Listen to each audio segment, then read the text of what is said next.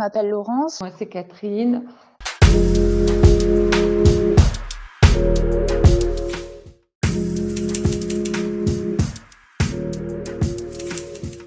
Le handicap, il n'est pas toujours visible. Il y a des moments rares, mais il y en a où on ne le voit pas beaucoup. En fait, les clignements vont être plus espacés, les grimacements un peu moins.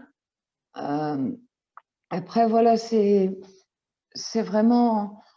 quelque chose de vraiment très compliqué. Et si, pour prendre un petit peu ma situation, en fait, le problème, c'est que je suis en recherche d'emploi. Alors, je cherche un petit peu moins là maintenant parce que bon, je me fais une raison.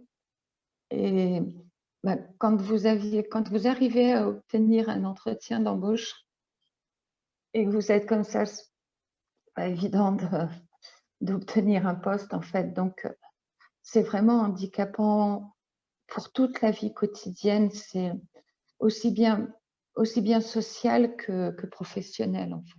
Et quand vous réussissez à décrocher un entretien, là, vous dites allez, je donne tout, je donne tout. Et que vous arrivez à l'entretien en sachant que le stress augmente les problèmes.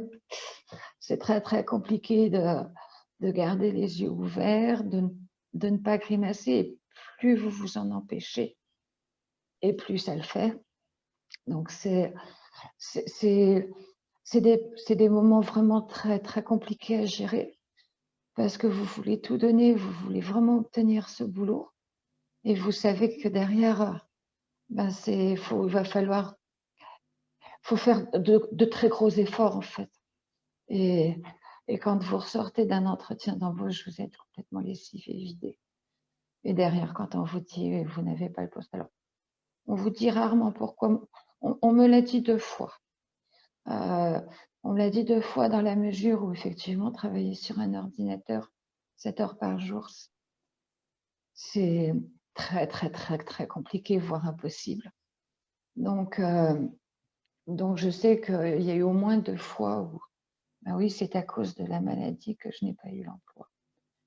Et il arrive un moment où, il n'y a pas très, très longtemps pour moi, où vous vous dites, je crois que là, il faut que je fasse un dossier MDPH et que je vois pour faire autrement parce que vous n'avez plus de droits extraordinaires. Donc, il faut réussir à vivre et on essaye de trouver toutes les solutions possibles et inimaginables.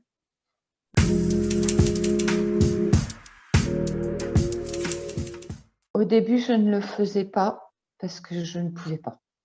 C'était au début, je pense qu'on passe tous plus ou moins par là. On a du mal à en parler parce qu'on ne l'accepte déjà pas soi-même. Et par la suite, oui, forcément, on l'explique, sans rentrer dans les détails, mais on l'explique. Mais ça reste encore un frein puisque dès que vous commencez à parler de maladie, pour un employeur, c'est compliqué.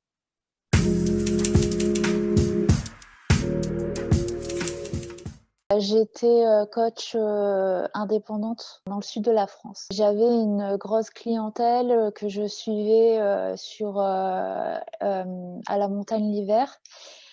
Et je devais partir à l'étranger avec une famille que je coachais. Enfin, j'avais des projets.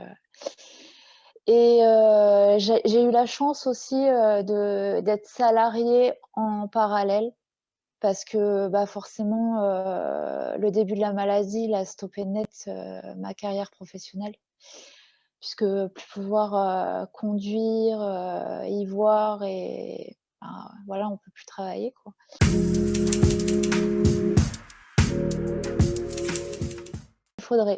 Il faudrait parce que déjà le secteur du sport, il est lourdement impacté par le Covid.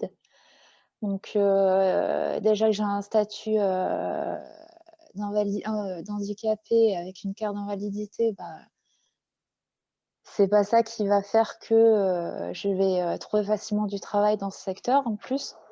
Donc oui, il faudrait que je me recycle.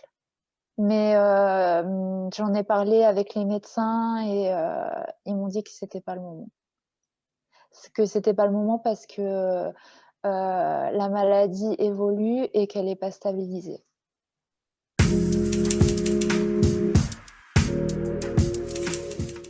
Le vélo, j'ai plus pu. Pourtant, c'était, une discipline, que je pratiquais régulièrement, avec le triathlon parce que j'ai perdu l'équilibre. Au jour d'aujourd'hui, je pourrais pas en faire encore. J'ai réussi à courir. Hem, J'arrive à marcher, en fait, mes médecins, les thérapeutes me disent que je dois apprendre à être dans la mesure, en fait, le juste milieu. Mon kiné, m'a dit qu'il faudrait que je recommence à courir, mais pas plus de 10 minutes. Et moi, quand il m'a dit 10 minutes, j'étais, choquée. J'ai dit: «Je peux pas faire ça, quoi, je vais pas mettre un jogging, mes baskets et tout, pour faire 10 minutes, c'est, enfin, je sais pas, c'est pour les bébés». Et en fait, il m'a dit: «Non, il faut, recommencer tout doucement et petit à petit, en fait». Et lui aussi m'a expliqué que je pourrais jamais refaire ce que je faisais avant. C'est difficile à accepter parce que moi, c'était, plus qu'un métier, c'était une passion.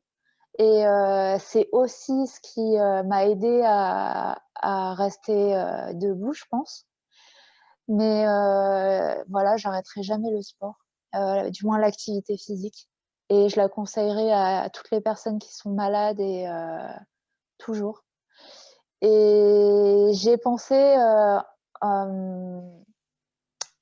me recycler, en fait, en faisant du coaching, pour des personnes, qui avaient, le même handicap que moi, ou un handicap, similaire. Parce que ça me touche énormément, et je sais que c'est très, très positif, dans la maladie. Pendant le premier confinement, on m'avait sollicité, et je l'avais fait pour des personnes, atteintes de dystonie, et ouais, c'était vraiment, c'est un échange, absolument incroyable.